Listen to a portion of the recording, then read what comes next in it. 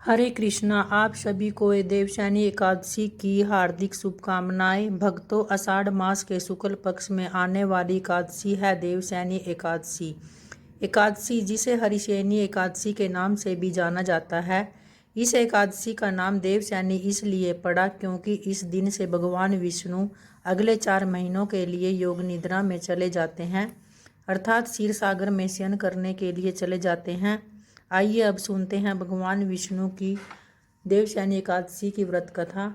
जब पांडव पुत्र युधिष्ठिर श्री कृष्ण से पूछते हैं कि हे प्रभु, बताइए वो व्रत जो समस्त पापों को हरता है और पुण्यों को बढ़ाता है, और जिस दिन से चातुर्मास की आध्यात्मिक यात्रा आरंभ होती है, तब मुस्कुराते हैं और कहते हैं, हे धर्मराज सुनो। देवशयनी एकादशी वो कथा है जिसे केवल कान से नहीं, हृदय से सुनना होता है।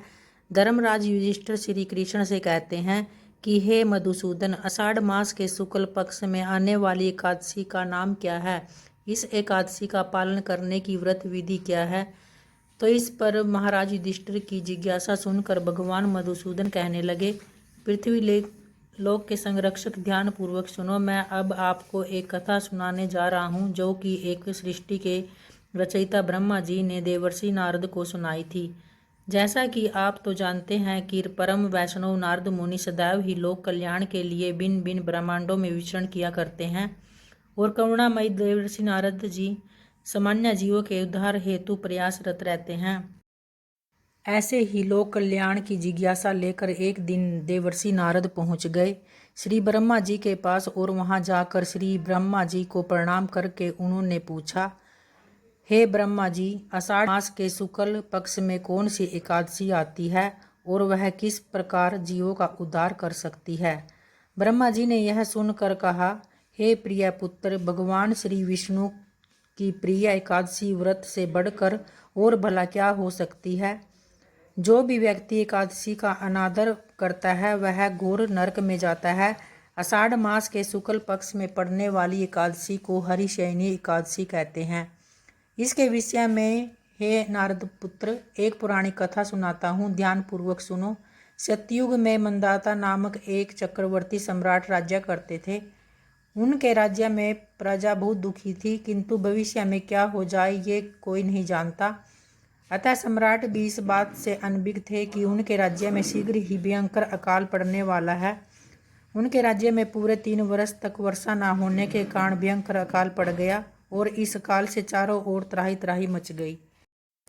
धन पक्ष के यज्ञ, हवन, पिंडदान, व्रत कथा आदि में कमी हो गई। जब मुसीबत पड़ी हो तो धार्मिक कार्यों में प्राणी की भला रुचि कहाँ रहेगी। भीषण अकाल से त्रस्त प्रजा ने राजा के पास जाकर रक्षा की गुहार लगाई। राजा तो इस स्थिति को लेकर पहले से ही दुखी थे।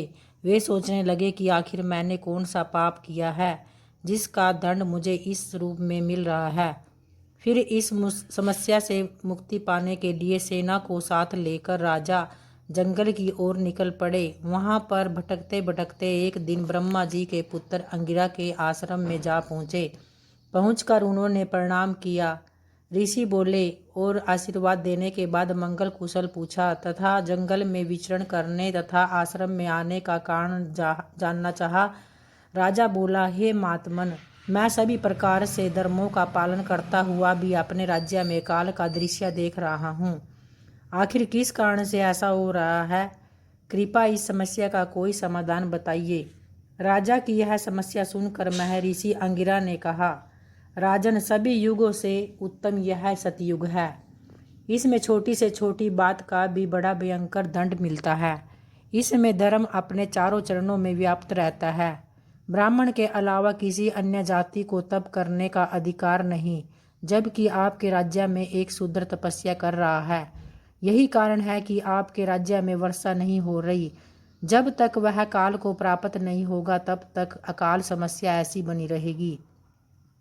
राजन, दुर्भिक्ष की शांति उसे मारने से ही संभव है।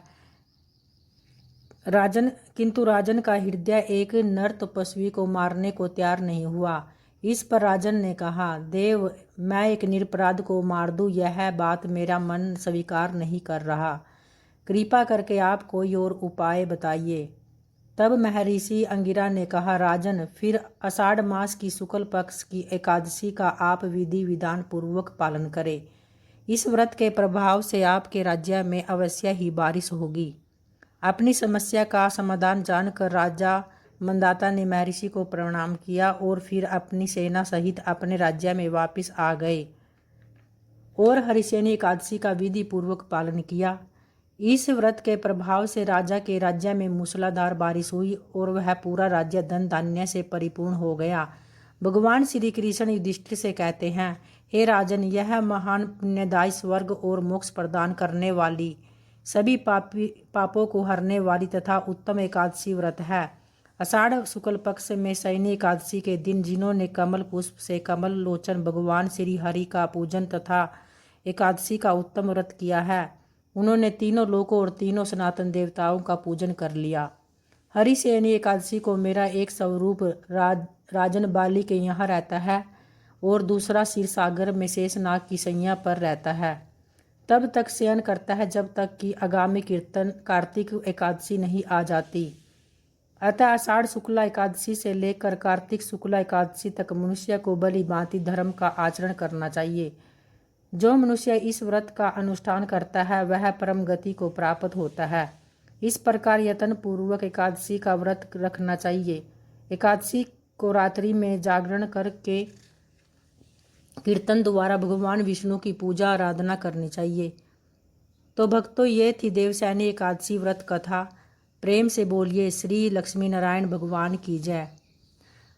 अगर मेरी वीडियो अच्छी लगी हो तो भक्तों इसे लाइक व सब्सक्राइब जरूर करना।